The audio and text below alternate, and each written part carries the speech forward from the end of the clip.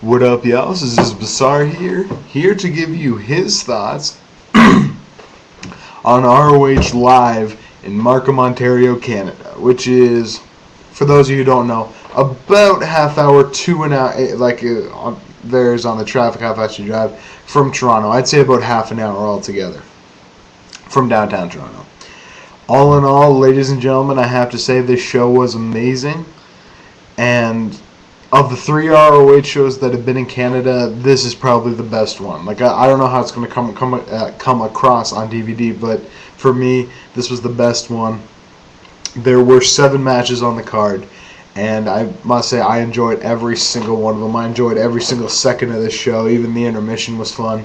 So, yeah, the night kicked off with Brent Albright versus Jimmy Rave. This was a fun match for the crowd. It got the crowd pumped up. The crowd was really into this match. They're really into Jimmy Rave.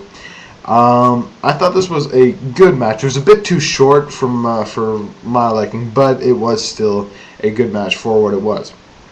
I was really into it. So was the crowd, and Jimmy Rave was really into when me and my friends were talking about him in TNA, like just screaming at him. It was for fun, and he really got into it. So yeah. The environment and the atmosphere at a Ring of Honor show, there's nothing like it, I can honestly say. And up next was Necro Butcher versus Chris Hero. By the way, if you're wondering, I forget how the Brent Albright Jimmy Rave match ended. I'm sorry, but there was just so much that happened tonight that I've forgotten that match already. I apologize because I did actually really like that match, and I apologize to them because I forgot. Up next is Necro Butcher versus Chris Hero. I hate Necro Butcher. A lot of people do know that. I hate his style. He's not a wrestler. He's just a brawler. He barely knows anything. In this match, though, it was shown to him by Chris Hero that you can't wrestle. You can't. So he tried to actually wrestle, and he did a better job than he usually does, but still not very good. It ended with he went out. He got a chair, and he got disqualified because he hit Chris Hero with a chair in the middle of the ring. All in all, this was definitely the worst match of the night in my opinion, and it still wasn't bad. I love Chris Hero, and I think he had a very entertaining match tonight. It wasn't good wrestling-wise, but it was entertaining, let's just say. Up next was Colt Cabana versus Claudio Castagnoli. This was a good match. Like the other 2 matches that have already happened, it was a bit too short, but the wrestling was very, very well done. The crowd was really... Claudio Castagnoli is so funny live. Whenever anyone goes, hey, hey, he stops the match and he screams at everybody. It's awesome. I love it. And Colt Cabana, when you get out there, you got a welcome back chant, Colt Cabana chant. As soon as the crowd went dead, just for fun, I started a Scotty Goldman chant, and everyone was laughing. He started looking at me with what the fuck are you talking about? And I love that so much. I started laughing so hard when he started looking at me stop that. But yeah, I thought that was really fun. I thought it was a really fun match. Had some great wrestling in it. But like I said, it felt too short watching it at least. I don't know how it's going to come across on DVD, but it felt like I was watching a 5-10 minute match. So, but that's always a good thing. That means if a match goes by fast, that means it's a really good match. At least in my eyes. Up next was the 6-man tag. It was Austin Aries, Kenny King, and Titus versus Kevin Steen, Kenny Omega, and for those of you who do not know, El Generico is injured. So he had a replacement in the match called El Generico Dos, and the crowd was really into this guy. He looked almost exactly like El Generico, except he's smaller, skinnier, whiter, blah blah blah. And I thought this was really a really good match. This is the best match of the night so far. Some great wrestling, some great stuff out of all 6 of these guys. Austin Aries team won in the end. And the crowd was really into this match. They were really into Austin Aries. They were really into El Generico Dos. He pulled off a great performance in this match, I do have to say. For a debut show, he did a great job in this match. And Kenny Omega did phenomenal as always.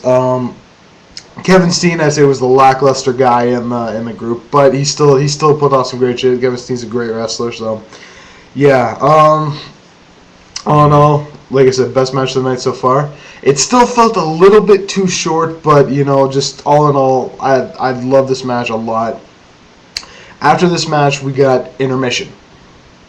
Now during the intermission, you know, you do what everyone does. You go to the bathroom, you get some water. But I was outside having a smoke actually, and I met the person who does the lighting in ROH, and he said that he's been working with them since 2003, and he hated doing it in that arena because the arena in Markham that they were at, it's not even an arena, it's just like a farm,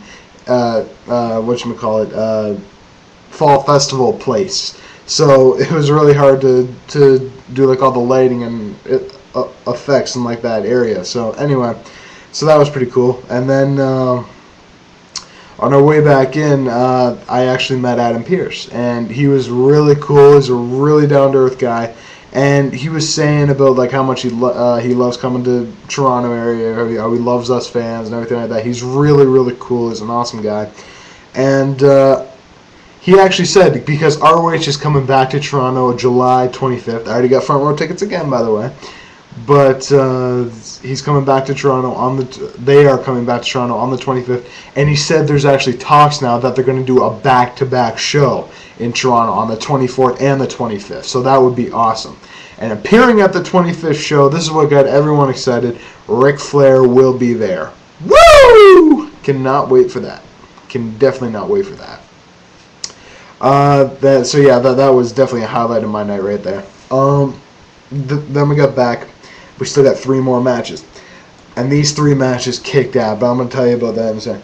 First matchup was Delirious versus Jimmy Jacobs in a Markham street fight. This was very good, very brutal shit in this match. Like they started the match brawling from the behind the curtained area. I thought that was pretty cool.